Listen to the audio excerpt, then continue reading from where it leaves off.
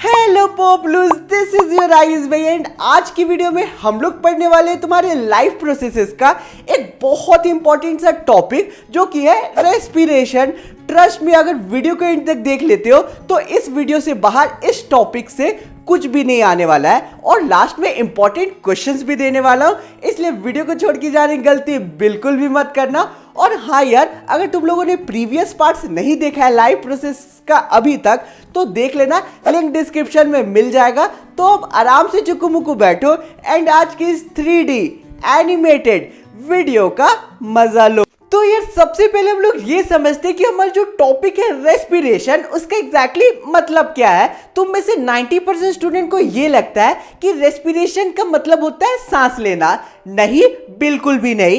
Respiration is the process in which a living organism obtain energy by breakdown of food in the cells. यानी कि respiration एक ऐसा process है जिसमें living organism energy obtain करती है फूड के ब्रेकडाउन के थ्रू। समझ गए कितना इजी था। तो तुम में से अब 90% स्टूडेंट को ये डाउट होगा कि अब हम लोग जो सांस अंदर लेते हैं और बाहर छोड़ते हैं तो उसे हम लोग क्या कहेंगे। तो यार मेरे पोपलूस, उसे हम लोग सिंपली ब्रीदिंग कहते हैं। अब हम लोग रेस्पिरेशन को एक बहुत ही इंपॉर्टेंट इक्वेशन के थ्रू समझेंगे जो तुम्हारे एनसीईआरटी में गिवन है। मार्क कर लो इस इक्वेशन को क्योंकि बहुत इंपॉर्टेंट है एग्जाम के पॉइंट ऑफ व्यू से। तो अब तुम्हारे स्क्रीन पे आ गया होगा वो इक्वेशन, हम लोग भी बहुत ही अच्छे से समझ लेते हैं। देखो C6H12O6 जो कि तुम्हारा ग्लूकोज है, जब वो ऑक्सीजन से मिलता है यानी कि 6CO2 ऑक्सीजन से कंबाइन होता है तब इसका प्रोडक्ट बनता है तुम्हारा 6CO2 plus 6H2O plus ATP energy, यानी कि कार्बन डाइऑक्साइड बनता है, थोड़ा सा वाटर बनता है और ATP यानी कि एनर्जी बनता है। अब हम लोग डिटेल में इस इक्वेशन को बहुत ही अच्छे से समझ लेते हैं। तो यार सबसे पहले हम लोगों को न्यूट्रिशन के प्रोसेस के थ्रू ग्लूकोज मिला, यानी कि जब फूड ब्रेकडाउन हुआ डाइजेस्टिव सिस्टम के थ्रू तब हम लोगों को ग्लूकोज मिला। एंड जब ये ग्लूकोज कंबाइन करती है ऑक्सीजन के साथ तो हम लोगों को as a by product carbon dioxide, water and ATP मिलती है। अब ATP किस चिड़िया का नाम है वो समझते हैं। ATP सबसे इंपॉर्टेंट टर्म है इस इक्वेशन में। ATP जो है वो एनर्जी को डिनोट करती है जिससे हम लोग अपने काम को डे टू डे लाइफ में जो भी एक्टिविटीज है उसे कर पाते हैं। तुम लोगों को समझ आ रहा होगा कि हम लोग क्या क्या कर पाते हैं। उन सारी चीजों के लिए एनर्जी की जरूरत पड़ती है एंड ये जो एनर्जी है ये ATP के थ्रू हमारे पूरे बॉडी में ट्रैवल करती है एंड इस ATP के थ्रू ही हम लोग अपने काम को कंटिन्यू कर पाते हैं एंड कर पाते हैं। अब यार मैं तुम लोगों को पढ़ा पा रहा हूं तो वो कैसे पढ़ा पा रहा हूं। ऑब्वियसली मेरी बॉडी जो है वो ATP ढेर सारा प्रोड्यूस कर रही होगी, एनर्जी वहां से मुझे मिल रहा है, तभी मैं तुम लोगों को पढ़ा पा रहा हूं। ATP का फुल फॉर्म होता है एडिनोसिन ट्राइफॉस्फेट एंड ये हमारी बॉडी की एनर्जी है। अब यार ATP के बारे में समझ गए जो समझना था। अब तुम्हारे स्क्रीन पे इंपॉर्टेंट क्वेश्चन आ रहा है, ये है तुम्हारा differentiate between respiration and breathing, जो बहुत बार पूछी जाती है एग्जाम में। तो अच्छे से पढ़ लेना एंड मैं भी तुम लोगों को एक्सप्लेन कर देता हूँ सारी डिफरेंसेस को। तो यार सबसे पहला डिफरेंस है तुम्हारा रेस्पिरेशन में कि it is a oxidative breakdown of respiratory substance. और ब्रीथिंग का क्या मतलब होता है, it is a process of taking O2 and giving out CO2। यानी कि जो फर्स्ट पॉइंट है ना उसमें सिंपल सा तुम लोगों को डेफिनेशन बता दिया गया है, याद कर लेना, ठीक है। सेकेंड पॉइंट है तुम लोगों का it is the biochemical process, यानी कि रेस्पिरेशन एक बायोकेमिकल प्रोसेस है, याद रखना। और इसका डिफरेंस में है it is a physical process, यानी कि ब्रीथिंग में हम लोगों का फिजिकल प्रोसेस इन्वॉल्व होता है। समझ गए। तीसरा पॉइंट हम लोगों का रेस्पिरेशन प्रोड्यूस एनर्जी, यानी कि तुम लोगों को मैंने एक्सप्लेन किया कि रेस्पिरेशन जब होता है तो उससे एनर्जी प्रोड्यूस होती है, ठीक है। अब थर्ड तुम्हारा जो ब्रीथिंग है उसमें कंज्यूम्स एनर्जी, यानी कि ब्रीथिंग में एनर्जी कंज्यूम होती है और रेस्पिरेशन में जो एनर्जी है वो प्रोड्यूस होती है। बहुत इंपॉर्टेंट डिफरेंस है, याद रखना। फोर्थ तुम्हारा जो रेस्पिरेशन में डिफरेंस है वो ये है कि respiration enzymes are involve. Respiration में एंजाइम्स इन्वॉल्व होते हैं, ठीक है। Breathing no enzymes are involve, ठीक है। ब्रीदिंग में कोई भी एंजाइम्स इन्वॉल्व नहीं होते हैं। फिफ्थ तुम्हारा जो डिफरेंस है वो ये है कि it is a intracellular process, याद रखना।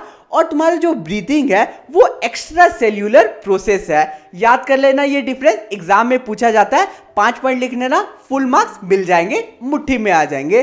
तो यार अगर यहां तक वीडियो को देख लिया है, चैनल को सब्सक्राइब नहीं किया है तो कर लेना, और नोट्स की टेंशन बिल्कुल भी मत लेना, लिंक डिस्क्रिप्शन में मिल जाएगा टेलीग्राम ग्रुप का, वहां से तुम लोग इजीली नोट्स को अपने पास ला सकते हो, मैं प्रोवाइड कर दूंगा। एंड हाँ, इंस्टाग्राम पे भी फॉलो कर लेना। तो अब चलो आगे बढ़ते हैं वीडियो में। तो यार आगे हम लोग रेस्पिरेशन के टाइप्स का पोस्टमार्टम करेंगे। तो बेसिकली रेस्पिरेशन के 2 टाइप्स होते हैं, aerobic respiration and anaerobic respiration. अब ये दोनों का मतलब क्या होता है वो समझते हैं। एरोबिक रेस्पिरेशन वो रेस्पिरेशन होता है जो ऑक्सीजन के प्रेजेंस में होता है, एंड एनारोबिक वो रेस्पिरेशन होता है जो ऑक्सीजन के एब्सेंस में अकर होता है। अब हम लोग ये दोनों के बीच डिफरेंस देख लेते हैं, जो कि एग्जाम में पूछा जाता है कभी कभी। इसकी भी 5 पॉइंट्स को बहुत ही अच्छे से समझ लेते हैं, जिससे इसका जो कॉन्सेप्ट है वो और ज्यादा क्लियर हो जाएगा।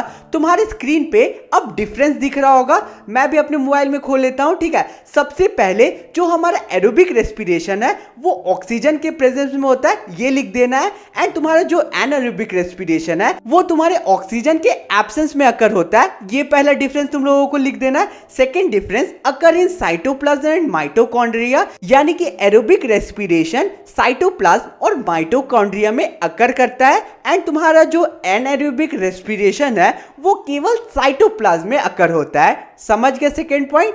थर्ड डिफरेंस है तुम्हारा, मोर एनर्जी इज प्रोड्यूस्ड, यानी कि एरोबिक रेस्पिरेशन में ज्यादा एनर्जी प्रोड्यूस होती है, एंड तुम्हारा एनारोबिक रेस्पिरेशन में कम एनर्जी प्रोड्यूस होती है। समझ गए 3 डिफरेंस। आगे तुम्हारा complete breakdown of food take place, यानी कि तुम्हारा जो एरोबिक रेस्पिरेशन है उसमें पूरा का पूरा जो फूड है वो ब्रेकडाउन हो जाता है, एंड तुम्हारा जो एनारोबिक रेस्पिरेशन है उसमें इनकम्प्लीट फूड का ब्रेकडाउन होता है। समझ गए 4th पॉइंट। 5th पॉइंट थोड़ा डिफिकल्ट है, वो मैं तुम लोगों को अभी एक्सप्लेन नहीं कर दूंगा, आगे कर दूंगा, ठीक है। अभी याद कर लेना, end product are CO2, H2 and energy, ठीक है। यानी कि एरोबिक रेस्पिरेशन को जो एंड प्रोडक्ट होता है ना वो तुम्हारा कार्बन डाइऑक्साइड होता है, हाइड्रोजन होता है और एनर्जी होता है। वही तुम्हारा एनारोबिक रेस्पिरेशन में एंड प्रोडक्ट ईस्ट में तुम्हारा एथेनोइक एसिड होता है, और तुम्हारा मसल के एंड प्रोडक्ट में तुम्हारा लैक्टिक एसिड आता है। समझ गए ये 5 डिफरेंस, अच्छे से रट लेना, क्वेश्चन पूछे जाएंगे तो लिख देना, 5 के 5 नंबर तुम्हारे मुट्ठी में आ जाएंगे। आगे बढ़ने से पहले क्या तुम लोगों को पता है कि अभी तक जितने भी इंपॉर्टेंट क्वेश्चन मैंने डिस्कस किए हैं, एंड आगे जो इंपॉर्टेंट क्वेश्चंस लास्ट में दूंगा वो कहां से दूंगा? मैं ये जो क्वेश्चंस है ये गुरुकुल बाय ओसवाल के क्वेश्चन बैंक से देने वाला हूं। ये बुक CBSE के 100% न्यू सिलेबस एंड करिकुलम के अकॉर्डिंग बनाया गया है। इसमें तुम्हें बोर्ड्स के फुल्ली सॉल्व पेपर भी मिलेंगे। एडिशनली तुम्हें इन बुक्स में topic wise crisp revision notes, mind maps and mnemonics भी मिलेंगे, जिससे तुम्हारी पढ़ाई में बहुत ज्यादा हेल्प होगी। इस बुक में तुम्हें प्रैक्टिस पेपर के साथ साथ 2000 प्लस प्रैक्टिस क्वेश्चन मिलेंगे, एंड बोर्ड्स की मार्किंग स्कीम के अकॉर्डिंग आंसर्स भी मिलेंगे। बुक में तुम्हें 500 प्लस माइंड ब्लोइंग कॉन्सेप्ट मिलेगा, एंड 50 प्लस कॉन्सेप्ट वीडियोस भी मिलेंगे। एंड ऑल्सो इस बुक में NEP 2020 के अकॉर्डिंग ढेर सारी कॉम्पिटेंसी बेस्ड क्वेश्चंस भी मिलेगा, जिससे तुम लोग अपनी बोर्ड्स एंड एग्जाम की प्रिपरेशन बहुत ही अच्छे से कर सकते हो। तो अगर तुम लोग एक ऐसी बुक ढूंढ रहे हो जो तुम्हारी प्रिपरेशन एक अलग लेवल पे पहुंचा सकती है, तो इस बुक को तुम लोग परचेज कर सकते हो, क्योंकि मैं भी इसी से तुम लोगों को पढ़ाता हूँ। बुक की लिंक तुम्हें डिस्क्रिप्शन में मिल जाएगी, अभी तुम लोग जाके खरीद सकते हो। तो अब चलो वीडियो में आगे बढ़ते हैं। चलो इस टॉपिक के सबसे इंपॉर्टेंट इमेज को डिस्कस कर लेते हैं, जिससे 5th पॉइंट तुम लोगों को और अच्छे से क्लियर हो जाएगा। तुम्हारे स्क्रीन पे अब वो इमेज दिख रहा होगा। तो अब चलो इस इमेज का भी अच्छे से पोस्टमार्टम कर लेते हैं हम लोग। तो यार ये जो इमेज है ये है तुम्हारा breakdown of glucose by various pathways, कि कैसे ग्लूकोज अलग अलग पाथवेज में ब्रेकडाउन होता है। तो सबसे पहले तुम लोग देख सकते हो कि ग्लूकोज जो कि 6 कार्बन मॉलिक्यूल है वो साइटोप्लाज्म में एंटर करता है, एंड फिर पायरुवेट में ब्रेकडाउन हो जाता है, एंड पायरुवेट तुम्हारा 3 कार्बन मॉलिक्यूल है उसमें ब्रेकडाउन होता है। अब यहां से तुम्हारा 3 स्टेप्स, 3 चीजें, 3 रिएक्शन कंटिन्यू हो सकता है। अगर तुम्हारे पास बहुत सारा ऑक्सीजन है तो तुम्हारा जो रिएक्शन है वो माइटोकॉन्ड्रिया में होगा और रिएक्शन के बाद तुम्हारा कार्बन डाइऑक्साइड, वाटर और एनर्जी रिलीज होगी जो नॉर्मली होती है। अब तुम्हारा अगर ऑक्सीजन तुम्हारे पास है ही नहीं तो तुम्हारा ये जो रिएक्शन है ये ईस्ट में होता है एंड इसका by product ethanol, carbon dioxide और एनर्जी होता है। याद रखना इसका मेन जो बाय प्रोडक्ट निकलता है वो इथेनॉल होता है, ठीक है। अब तुम्हारा तीसरा स्टेप, अगर तुम्हारे पास ऑक्सीजन की कमी है, अगर सपोज तुम्हारे पास ऑक्सीजन बहुत कम है तो तुम्हारा जो बाय प्रोडक्ट होगा वो लैक्टिक एसिड और एनर्जी होगी। अब इसका एक एग्जांपल देता हूं, ठीक है। कभी भी तुम लोग बहुत ज्यादा फिजिकल एक्टिविटी करोगे, दौड़ोगे, ठीक है, जिम करोगे, तो तुम लोग देखते होगे कि तुम्हारे पूरे बॉडी में पेन रहता है, ठीक है। तो बॉडी में पेन इसलिए रहता है क्योंकि तुम लोग सपोज दौड़ते हो तो तुम्हारा एक जगह का जो ऑक्सीजन का लेवल है वो कम हो जाता है। सपोज तुम्हारे पैर के ऑक्सीजन का लेवल कम होता है जिसके कारण लैक ऑफ ऑक्सीजन होता है मसल में, ठीक है, जिसके कारण उस एरिया में लैक्टिक एसिड प्रोड्यूस होती है। लैक्टिक एसिड के चलते तुम्हें पेन फील होता है उस पर्टिकुलर एरिया में। समझ गए? बहुत इजी इक्वेशन था। आई होप तुम लोगों से कोई भी टीचर पूछेगा तो तुम लोग आसानी से समझा पाओगे। समझ गए? अब हम लोग चलो आगे बढ़ते हैं एंड अब हम लोग समझते हैं डिफ्यूजन को, जिसका बहुत ज्यादा जिक्र आगे होने वाला है। डिफ्यूजन को सिंपल भाषा में तुम लोग कह सकते हो स्प्रेड होना या फैलना। It is the movement of substance from higher concentration to lower concentration. अभी भी नहीं समझ आया? एक एग्जांपल की हेल्प से बहुत ही अच्छे से समझते हैं। सपोज तुम लोग एक कंटेनर लेते हो जिसमें पानी भरा होता है एंड फिर एक ड्रॉप इंक उसके अंदर डाल देते हो, तो तुम लोग कुछ टाइम पे देखोगे कि जो तुम्हारा इंक है वो पूरे पानी में फैल जाएगा एंड तुम्हारा पानी का जो कलर है वो चेंज हो जाएगा। तो डिफ्यूजन भी यही है। तो अब हम लोग रेस्पिरेशन इन प्लांट स्टार्ट करते हैं। तो हर लिविंग ऑर्गेनिज्म की तरह प्लांट्स में भी रेस्पिरेशन के थ्रू एनर्जी प्रोड्यूस होती है। प्लांट्स में रेस्पिरेशन का process roots, stems and leaves तीनों जगह पे होता है। तो यार तुम लोगों को पता ही है कि जो हमारा रूट्स होता है प्लांट्स का वो सॉइल के अंदर होती है एंड जो सॉइल होती है वहां पर भी तुम्हारा जो एयर है वो ट्रैप्ड होता है। प्लांट के रूट्स में रूट हेयर प्रेजेंट होती है जो कि हमेशा ऑक्सीजन से यानी कि एयर के कांटेक्ट में रहती है। सॉइल में प्रेजेंट ऑक्सीजन रूट हेयर से डिफ्यूजन की हेल्प से प्लांट के हर सेल तक पहुंचती है और फिर जब प्लांट की सेल CO2 प्रोड्यूस करती है तो फिर से जो रूट हेयर्स होती है, जो रूट्स में प्रेजेंट होती है, वो डिफ्यूजन की हेल्प से सॉइल में वापस से CO2 बाहर निकाल देती है। अब हम लोग आगे रेस्पिरेशन इन स्टेम समझते हैं। तो ऐसे प्लांट्स जिसके स्टेम में वुड नहीं होता है वो नॉर्मल स्टोमाटा की हेल्प से गैसेस एक्सचेंज कर लेते हैं, लेकिन ऐसे प्लांट्स जिसके स्टेम में वुड होता है वो लेंटिसेल्स की हेल्प से गैसेस एक्सचेंज करते हैं।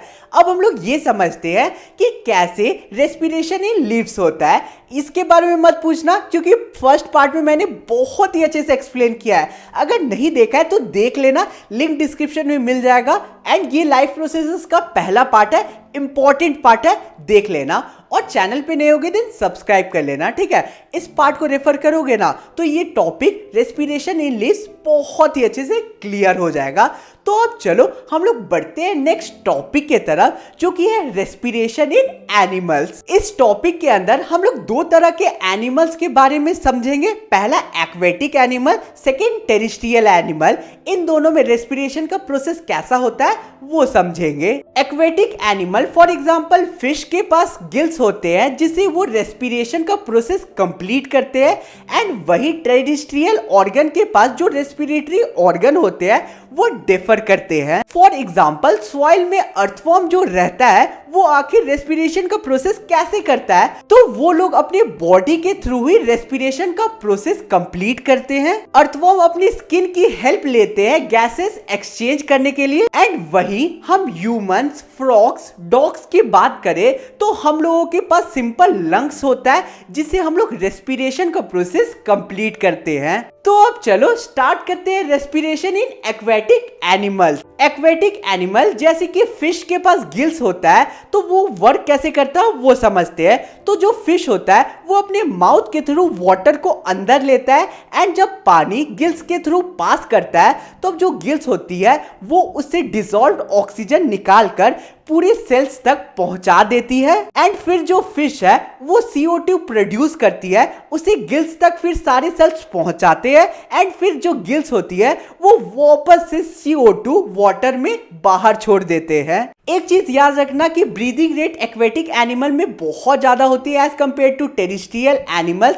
ऐसा इसलिए होता है क्योंकि जो वाटर होती है उसमें डिसॉल्व्ड ऑक्सीजन की मात्रा बहुत ज्यादा कम होती है, जिसकी वजह से एक्वेटिक एनिमल्स होते हैं वो जल्दी जल्दी ब्रीद इन ब्रीद आउट करते हैं, रेस्पिरेशन को प्रोसेस जल्दी जल्दी करते हैं, जिससे उन्हें सफिशिएंट मैनर में ऑक्सीजन मिल पाता है। वही टेरेस्ट्रियल एनिमल के लिए एटमॉस्फेयर में 21% ऑक्सीजन प्रेजेंट है, जिसे वो आराम से ब्रीद इन ब्रीद आउट कर सकते हैं, इसलिए उनमें जो ब्रीदिंग रेट है वो स्लो होती है। टेरेस्ट्रियल ऑर्गेनिज्म के पास ऐसे ऑर्गन्स होते हैं जो ब्रीदिंग के लिए अपना सरफेस एरिया बढ़ा लेते हैं। वो सरफेस बहुत ही ज्यादा फाइन एंड डेलिकेट होती है और उनके प्रोटेक्शन के लिए वो जनरली बॉडी के अंदर प्रेजेंट होते हैं, एक स्पेशल जगह पे जहां पे उन्हें सेफ्टी भी मिल पाए। तो इसी के साथ आज का हमारा पूरा वीडियो बहुत ही अच्छे से कंप्लीट होता है। कहीं पे भी डाउट होता है तो कमेंट एरिया खुला हुआ है, कमेंट करके जरूर पूछना, तुम्हारे आयुष भैया जरूर रिप्लाई देंगे। हमारा एक टॉपिक जो कि respiratory system in human beings बचा हुआ है वो हम लोग नेक्स्ट वीडियो में बहुत ही अच्छे से कवर अप कर लेंगे।